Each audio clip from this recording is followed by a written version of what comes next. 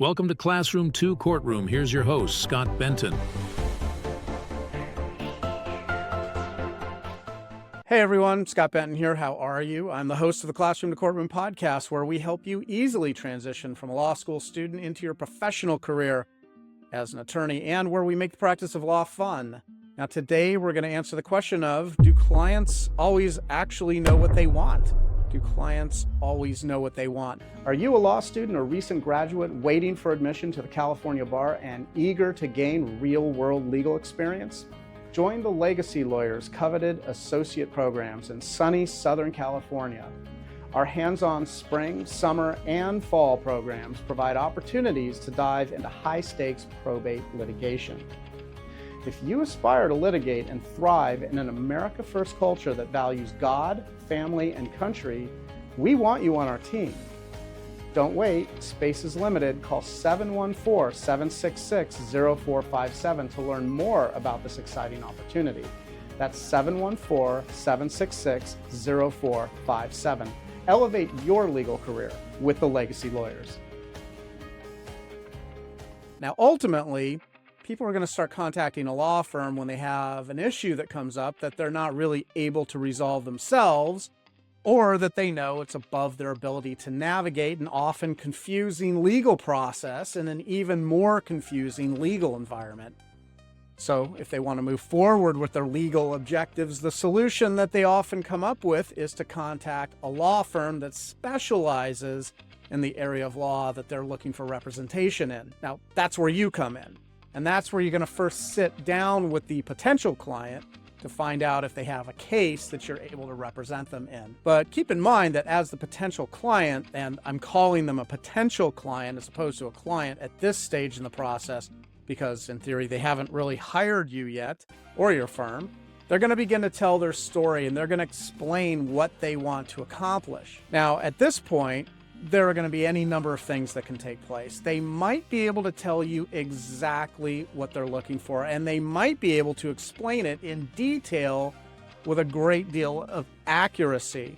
Maybe they're even an attorney themselves, or maybe they've just done a lot of research on their case, and they've got a pretty good idea of the work that needs to get done, which is helpful for you in gaining clarity that you're going to need in order to determine if this is a case that your firm is going to be able to handle. However, it's also possible a client knows exactly what they want, but they're not necessarily able to articulate what that is in legal terms. So for the most part, people tend not to like legal speak or legalese or hearing a lot of legal vocabulary and terms. It's confusing and they don't understand it, and that type of technical legal jargon or language can often sound intimidating or maybe even somewhat foreboding or scary. In any case, you want to be careful when you're talking to clients unless maybe they're attorneys, and you probably want to use a more non-legal vocabulary approach wherever you can. So for potential clients who do know what they want, they'll tend to lean towards a non-legal vocabulary. In that same vein, there's going to be potential clients who know what the outcome is that they'd like to achieve, but they don't know how to do that, or they don't even know what the legal instrument is called that they're going to need. Now, this is where you're going to make sure that you're asking the right questions to really understand on an in-depth level how you're going to be able to help them. Next, you're probably going to talk to potential clients who think they know what they want, but they don't really know. And those conversations are probably going to involve a lot of your focus and a lot of detailed questions in order to get to the core of what they actually want. Now, at the same time, you're also going to have potential clients who they don't know what they want, but they're in a situation and they need your firm's help to figure it out. And if they haven't already been vetted, so by like maybe an intake team, if they haven't been vetted already, by the time that they get to your firm, then this is going to be the point at which you discover whether they're qualified as a client or not. You need to understand that they may not have any knowledge about what's available to them legally, which is what you're there to help advise them on. Now, lastly, you might run into situations where the potential client knows what they want, but might more or less be either embarrassed or I don't know, maybe ashamed to fully disclose their intentions.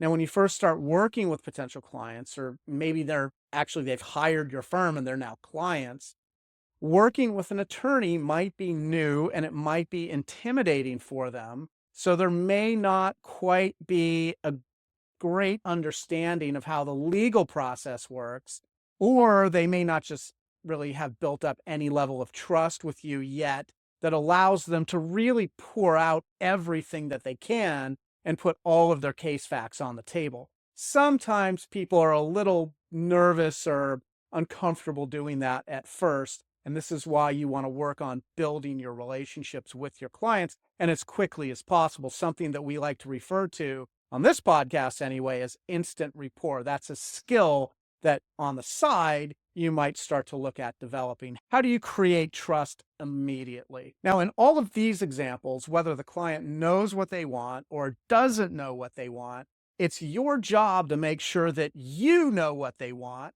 so that you can do the necessary research to provide the options for them to choose from. However, you're going to want to keep in mind that in answering the question of whether or not clients always know what they want, no, in many cases they don't know, which you need to consider when you're meeting with them.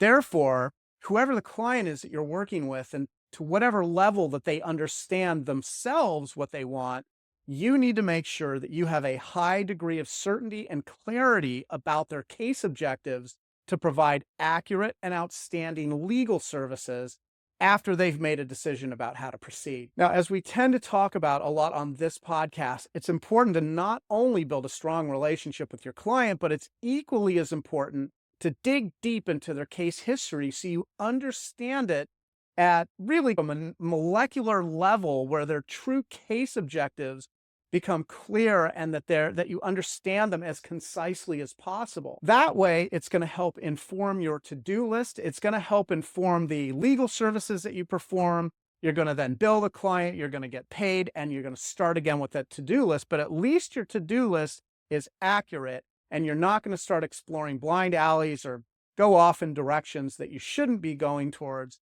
because now you have clarity on what the client's objectives are. So I hope that's helpful.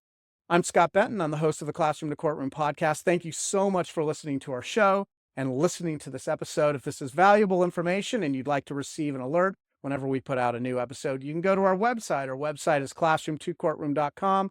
You can leave us your contact information. We'll send you out an alert.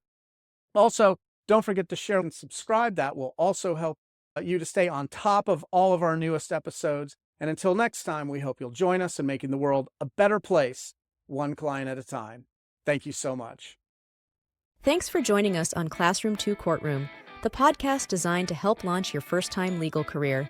If you have any feedback or ideas for episodes you'd like to hear, you can always find us at classroom2courtroom.com, where you can leave comments, ask questions, and even join our online community. And always remember, by becoming an excellent and confident practicing attorney, you actually make the world a better place. Now get out there and master the art of practicing law.